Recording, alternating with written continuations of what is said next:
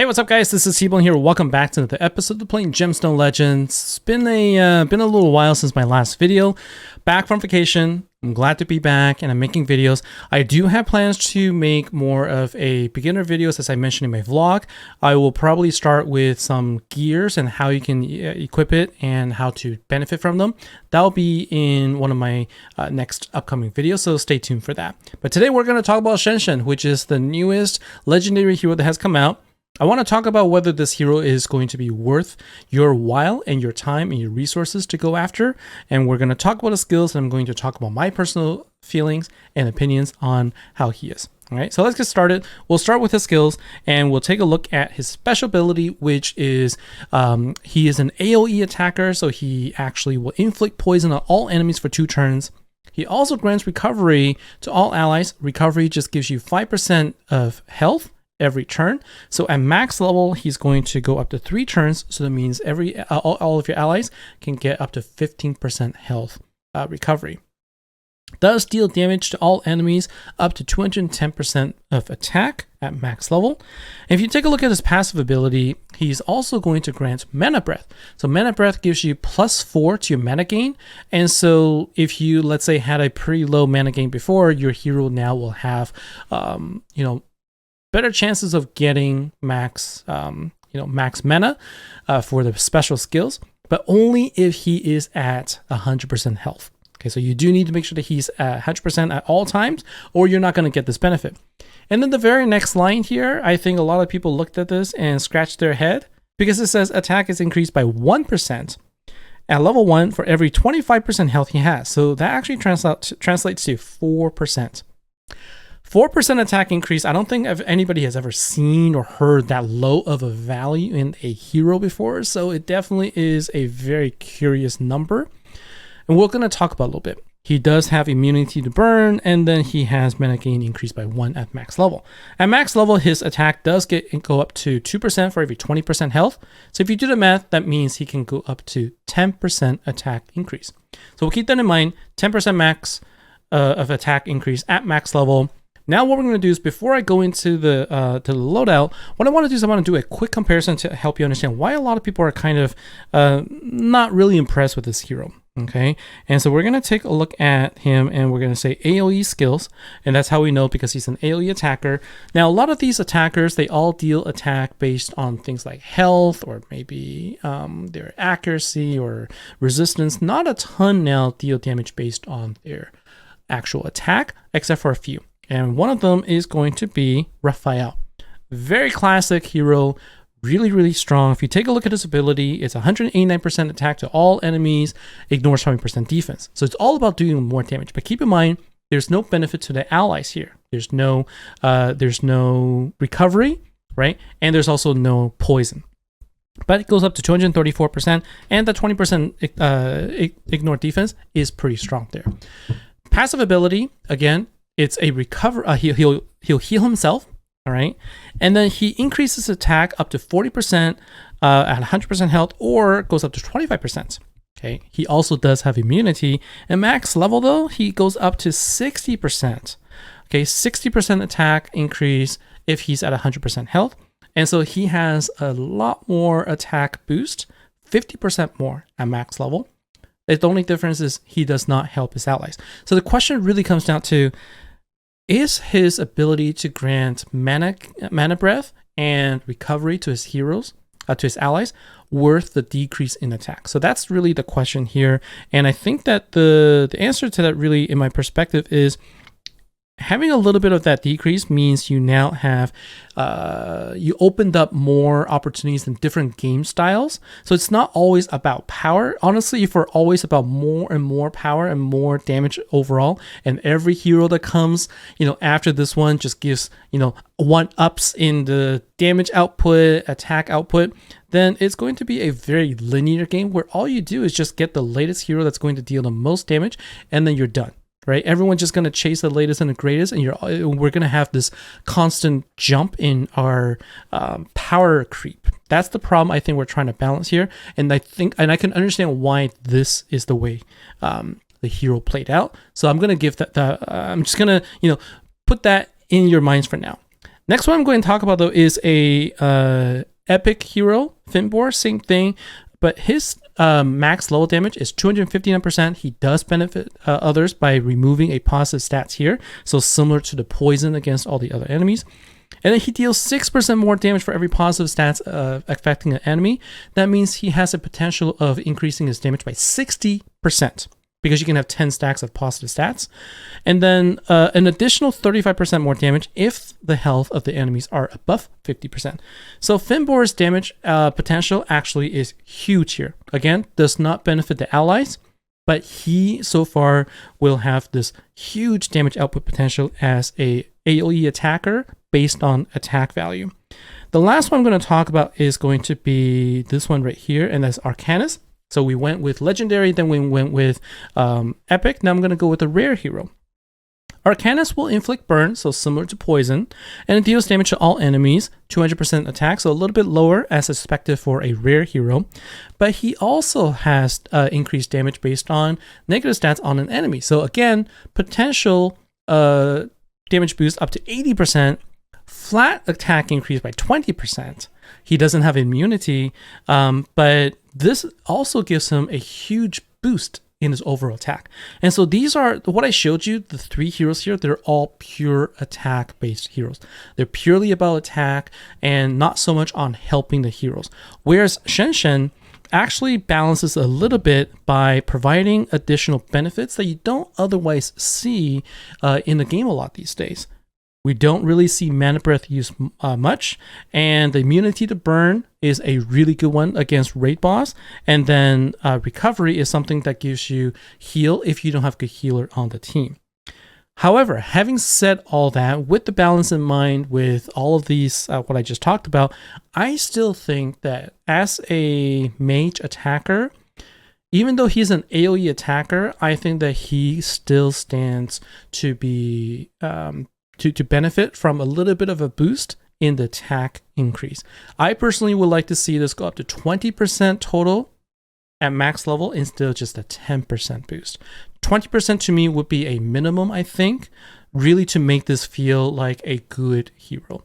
Otherwise, you're really not going to see a lot of benefits, and the reason for that is because I'll show you in a little bit in Arena. Okay, now before I go into Arena, I'm going to talk about loadout now. This is going to be quick.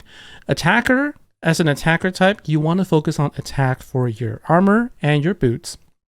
And I went with critical damage, as you would expect for any attack hero. For him though, generally he's going to have very low health, and so try to find some substats that gives you a little bit health percentage. He is going to need a little bit of accuracy, so try and find a little bit. I wouldn't recommend that you go full accuracy though with your armor, because you don't want to trade his damage for accuracy, because I think that it has some benefit, but that's not the primary thing that you're going to go after.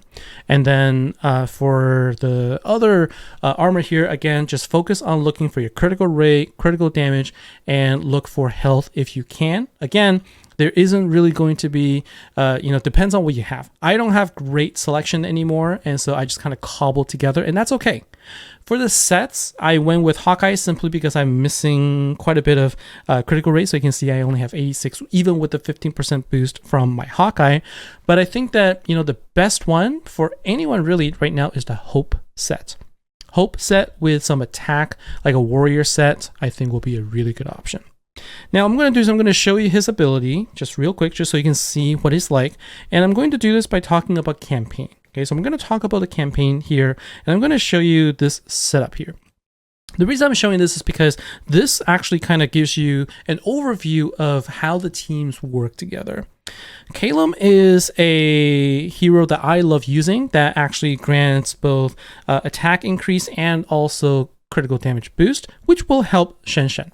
And then Shenshen, his ability to grant Mana Breath is going to make it easier for Calum to get his mana gain, because his mana gain is decreased by 40%. So you want to give him more mana. So all Astral heroes will actually work really well with Shenshen. Keep that in mind. Shreebog is a perfect hero to pair with Shenshen because he will give a increased accuracy. So if you take a look at the beginning of the fight, if you take a look at his stats, he already has increased accuracy up to 152. So that's already going to be a benefit, right? Now I'm going to show you what happens here. Without any boost, Shenshen's able to deal damage 9.8 thousand against a red enemy in campaign. Doesn't always take out the heroes depending on whether or not you have, depending on whether or not the critical rate hit sets in or not. And then if we take a look here, if I go ahead and use Calum's skill on Shenshen, so I have increased damage, increased attack, increased critical damage here. And then we take a look at his skill and how much he can deal. We now jump up to 15,000, close to 16,000.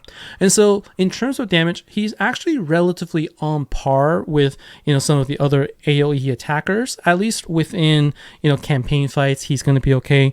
But I think the real challenge you're going to find, and I'm not going to do this here, is going to be in the arena. Okay, and so I'm going to show you my history of my offense here. I just tried against Truskull, and I tried against Pacho using